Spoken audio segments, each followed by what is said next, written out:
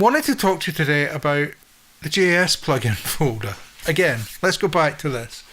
Because I've seen a few comments on Facebook pages and groups and stuff talking about how shit the plugins are in Reaper and how they're, this, that, I can't use that EQ, I can't use, and so people, I don't think really understand what the Reaper EQs and compressors are about. They're really clean, digital EQs and compressors.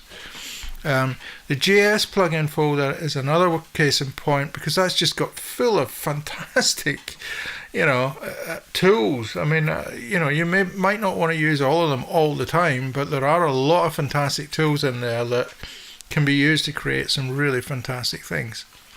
So what I'm going to do, I'm going to show you three. We'll do this, and we'll say compressors. One of them is a sonic maximizer, the BBE sonic maximizer, but I use it as a kind of compressor. Now I'll show you what I'm doing.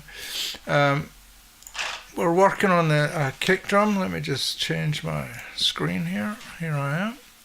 Right, so we got this. It's a kick-in mic that I'm talking about. That I've got a kick out as well, but let's concentrate on the kick-in. Let me just solo my mic, and we'll solo the kick.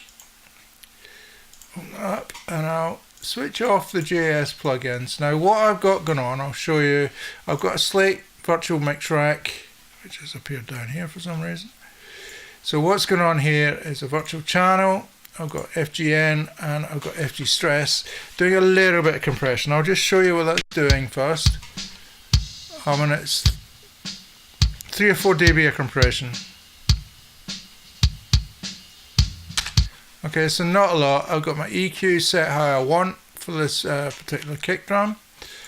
So what I'm going to do is, the first one in the chain that I put on is this 1175 compressor, and it's by Stillwell.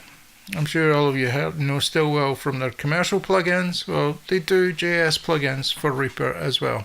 So something to check out. Go through the list. You'll find quite a few of them in there. So what I'm doing with this, let's just play it, and I'll bring it in, and then I'll show you what I'm doing.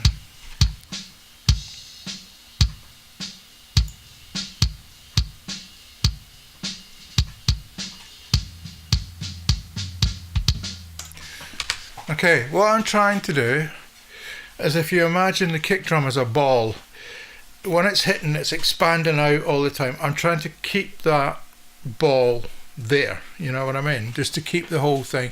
So I mean, I've got the attack is fairly slow, but the release is fairly quick. I mean, it's 287 milliseconds, but it's fairly quick. And then I'm doing almost like 60% of a mix, ratio 8:1, and I've also played around with the threshold till I hit the right point. Let's bring it in, and I'll play that, and we'll play around with the threshold a little bit. So that's without any compression. Let's bring this in. Let's listen to that without any compression. You can hear when it hits, it's like it almost distorts, kind of thing, the initial transient. So let's just pull this down.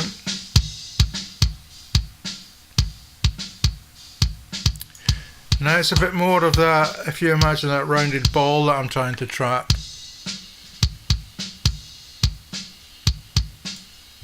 Okay. Now the mix at 100% with the compression. The original. And just somewhere around here. That does it for me. Okay. So, but the process isn't finished. I know some of you are probably going, what the hell? Why does it sound like that? But let me show you. Let's bring in this Sonic Maximizer now. This is the next one. This is a BBE Sonic Maximizer, a JS plugin, which you will find in a JS folder. So let's play it without it. I'll bring it in now.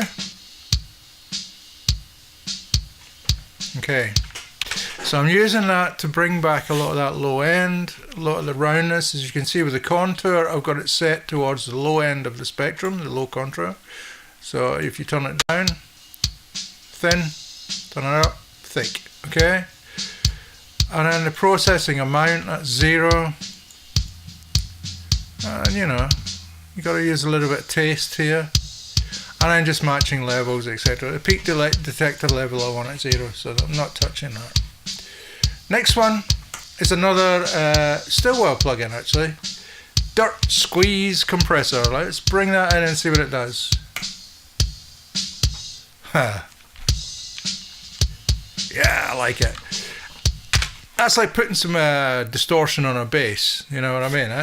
Really, to bring the kick up, to bring out some dirt. And I may even use this, normally I would maybe use this on an auxiliary track and send my kick to it and blend the wet and the dry, because there is no wet and dry knob on here, although with all Reaper plugins you've got this here wet and dry button at the top, so I could use that. Let's have a listen. Let's see if I can bring that down. Dry, wet, about 60%. Let's put it into the mix and see what happens. I need to unsolo my mic.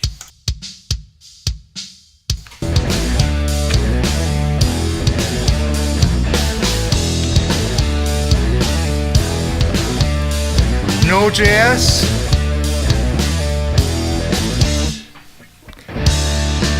With the JS plugins.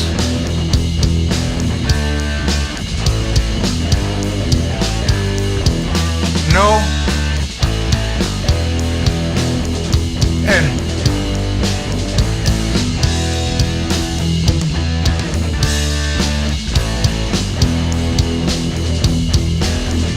Out. In.